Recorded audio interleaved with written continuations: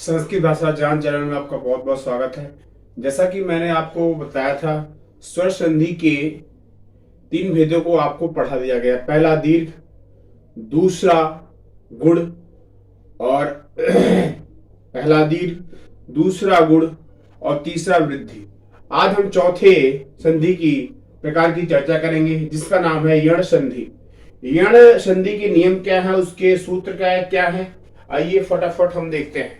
जो चैनल से भी नए नए जुड़े हैं उस चैनल को सब्सक्राइब कर लें, लाइक करें, शेयर करें और दोस्तों में ज्यादा से ज्यादा चैनल के बारे में बताएं जिससे वो जुड़ सके। तो आइए चलिए हम शुरू करते हैं आज का वीडियो। वैयाकरण में संधि के प्रकार में यण संधि, इसका सूत्र क्या है, इको यणच, अर्थात इक्का यण हो जाता है। इस सूत्र ये कहता है इक प्रत्याहार का यण प्रत्याहार में परिवर्तन ही यण संधि कहलाता है। अगर आपको 14 माहेश्वर सूत्र याद है तो बहुत आसानी के साथ इसको आप समझ सकते हैं। कहता है अर्थात एक प्रत्याहार का यण हो जाता है। एक प्रत्याहार के बाद कोई भी स्वर आए तो वहां यण संधि होती है। इसकी यह व्याख्या है। जैसे हम देखते हैं अब कहां है वह, यह इक कहां है, तो हमने पहला सूत्र लिखा आयुर, दूसरा लिखा रिलिक।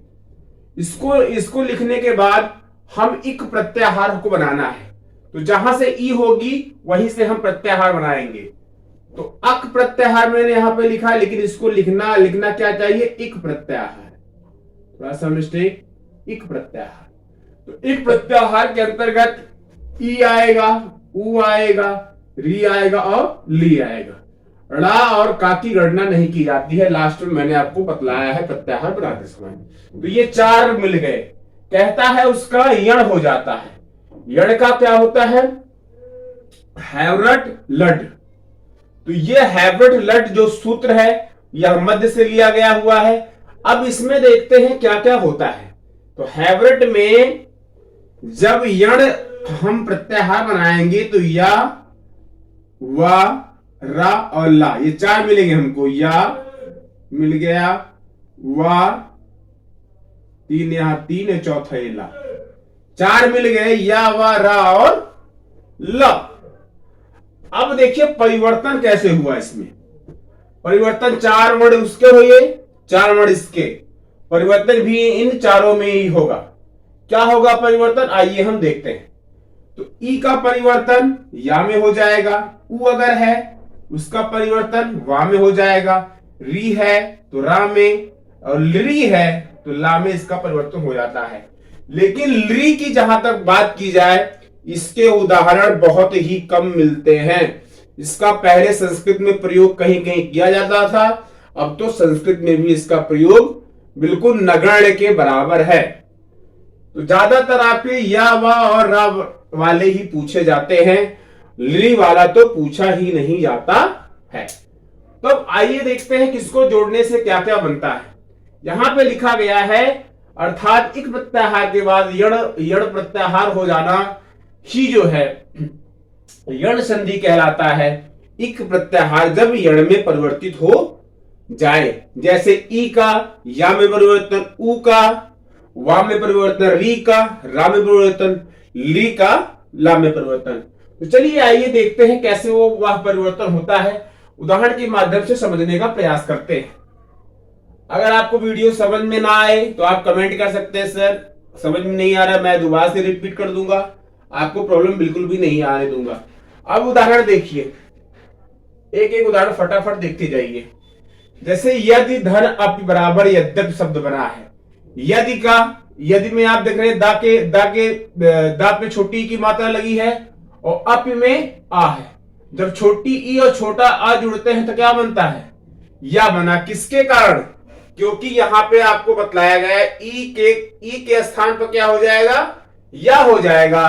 तो ई के स्थान पर क्या हो गया, छोटी ई के स्थान पर या हो गया। और जब या हो गया तो शब्द क्या बन गया, यद धन अपि यद्यपि शब्द बन गया। अगला आप देखते हैं जैसे अति धन आवश्यक, इसमें छोटी ई, इसमें इसका बड़ा, छोटी ई और बड़ा जुड़ेंगे तो इसमें या या बनता है ई का, लेकिन बड़ा आ है, बड़ा आ के अर्थात दीर्घ आ है, तो दीर्घ आ के कारण ये या पे मात्रा लग जाएगी, और यह दोनों जोड़ने के बाद क्या ये बन जाएगा, क्या बन जाएगा, मैंने लिखा नहीं है, अब मैं लिख देता हूं। क्या बन जाएगा, आ था, आ रहा, छोटी ई बन गई, ता के नीचे हलत अत्या, अत्यावश्यक, अत्यावश्यक अर्थात अत्यधिक जरूरी, अत्यावश्यक शब्द बनेगा जिसको आप बना लें। ऐसे ही ई और ऊ का यू होता है, तो अधिधन उत्तम, अत्युत्तम, ऐसे अधिधन ऊष्म, अति ऊष्म, ये बड़े ऊ की, ऐसे अनुधन अय, अन्य, ये ऊ और आ को जोड़ के वाह बनता है। मैंने बताया था ऊ के स्थान पर हमेशा वाह आता है। यह सूत्र कहां से काम कर रहा है, यहीं से काम कर रहा है। ई का या हो रहा है, ऊ का वाह हो रहा है, री का रा हो रहा है। बाकी जैसी मात्राएं लगी हैं वो मात्राएं सिर्फ परिवर्तन हो रही हैं, बाकी कुछ परिवर्तन नहीं हो रहा है। ऐसे ही मूर्धन्यालय, मध्वालय बना है, वहां पे आकी मात्रा लगी है। अब गुरु धन ओदरम, गुरु में बड़े ऊ की मात्रा है, जब बड़े ऊ की मात्रा है तो उसके कारण इस पे ओ पे औ की मात्रा हो गई है, क्योंकि गुरु रू का जब परिवर्तन बड़े ऊ का परिवर्तन वा में होगा तो यह एक मात्रा को लिए हुए और आएगा, इसलिए गर्भोदार्य नहीं गुरुवोर्ध दनम बनेगा शब्द, इसलिए गुरुवोर्ध दनम बना है। ऐसे गुरु औदार्य है तो जाहिर सी बात है इसके स्थान पर ऊ के स्थान पर, बड़े ऊ के स्थान पर पता ही आपको क्या आएगा, वाह आएगा, क्योंकि दीर्घ में आ रहा है तो दीर्घ औ पहले से ही दिया हुआ है तो ग, और उसमें रा जोड़ देंगे, उसके बाद ऊ के स्थान पर वाह हुआ है तो गर्भोदार्य हो जाएगा। ऐसे ही धातु धन अंश, आपको बताया गया री के स्थान पर क्या होगा, री के स्थान पर हमेशा रा होगा, तो रा को जोड़ दीजिए। धात्र बना था, धात्र में जब ता में रा को जोड़ेंगे तो क्या बन जाएगा, त्रा बन जाएगा, तो धात्रांश हो जाएगा। ऐसे ली धन आकृति जब आप जोड़ेंगे तो क्या बन जाएगा, लाकृति बन जाएगा। कैसे लाकृति हो गया,